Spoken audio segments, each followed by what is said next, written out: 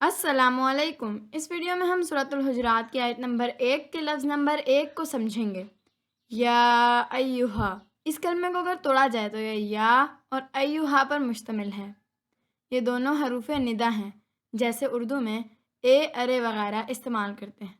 इनमें फ़र्क सिर्फ ये है कि या तब इस्तेमाल होता है जब इसके बाद आने वाले कलमे के शुरू में अलिफ लाम ना लगा हो, और अय्युहा तब इस्तेमाल होता है जब इसके बाद आने वाले कलमे के शुरू में अलिफ लाम लगा हुआ हो।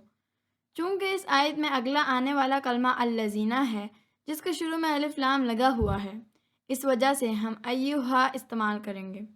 लेकिन अरबी में जब किसी बहुत ज़्यादा अहमियत की हामिल चीज़ की तरफ इशारा करना हो, तो अय्युहा के बजाय या अय्युहा इस्तेमाल करते हैं।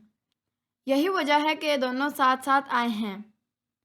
चुनाचे या अय्युहा का मुश्तरका तर्जुमा ए है।